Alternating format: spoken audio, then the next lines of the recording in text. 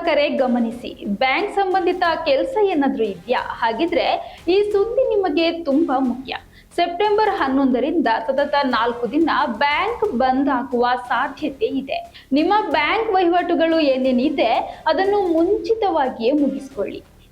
September 11ರಂದು bank ನೌಕರರು ಮುಷ್ಕರಕ್ಕೆ ಕರೆ ನೀಡಿದ್ದು, ಮುಷ್ಕರ ನಡೆದರೆ ಸತತ 4 ದಿನ ಬ್ಯಾಂಕಿಂಗ್ ಸೇವೆಗಳಲ್ಲಿ ವ್ಯತ್ಯಯ ಉಂಟಾಗುವ ಸಾಧ್ಯತೆ ಇದೆ. ಅಷ್ಟಕ್ಕೂ ಬ್ಯಾಂಕ್ ನೌಕರರು ಯಾಕೆ ಮುಷ್ಕರಕ್ಕೆ ಮುಂದಾಗಿದ್ದಾರೆ ಅನ್ನೋದನ್ನ ಸರಳವಾಗಿ ನೋಡೋಣ. ಬ್ಯಾಂಕ್ ನೌಕರರ ಸಂಘಟನೆಗಳ ಪ್ರಮುಖ ಬೇಡಿಕೆ ವಾರದಲ್ಲಿ 5 ದಿನ ಬ್ಯಾಂಕಿಂಗ್ ವ್ಯವಸ್ಥೆ ಜಾರಿ ಮಾಡಬೇಕು ಅನ್ನೋದು.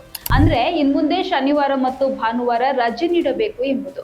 ಇದರ ಜೊತೆಗೆ ಪಿಂಚಣಿ ಪರಿಷ್ಕರಣೆ, ಏಕರೂಪದ ತುಟ್ಟಿ ಭತ್ಯೆ, ಪಿಂಚಣಿ ಸುಧಾರಣೆ ಸೇರಿದಂತೆ ಹಲವು ಬೇಡಿಕೆಗಳು ಕೂಡ ಇವೆ.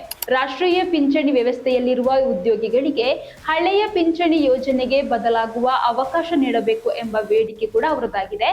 ಈ ಬೇಡಿಕೆಗಳನ್ನು ಈಡೇರಿಸುವಂತೆ ಬ್ಯಾಂಕ್ ನೌಕರರ ಸಂಘಟನೆಗಳ ಸಂಯುಕ್ತ ವೇದಿಕೆ UFBU ಸೆಪ್ಟೆಂಬರ್ 11ರಂದು ಮುಷ್ಕರಕ್ಕೆ ಕರೆ ನೀಡಿದೆ. ಒಂದು ವೇಳೆ ಮುಷ್ಕರ ನಡೆದ್ರೆ ಸೆಪ್ಟೆಂಬರ್ 11ರಂದು ಶುಕ್ರವಾರ ಮುಷ್ಕರ, ಸೆಪ್ಟೆಂಬರ್ 12 ಎರಡನೇ ಶನಿವಾರ, ಸೆಪ್ಟೆಂಬರ್ 13 ಭಾನುವಾರ ಹಾಗೂ ಸೆಪ್ಟೆಂಬರ್ 14 ಸೋಮವಾರ ಗಣೇಶ ಚತುರ್ಥಿ ಇರೋದ್ರಿಂದ ಸತತ 4 ದಿನ ಬ್ಯಾಂಕ್ ಸೇವೆಗಳಿಗೆ ವ್ಯತ್ಯಯ ಉಂಟಾಗುವ ಸಾಧ್ಯತೆ ಇದೆ.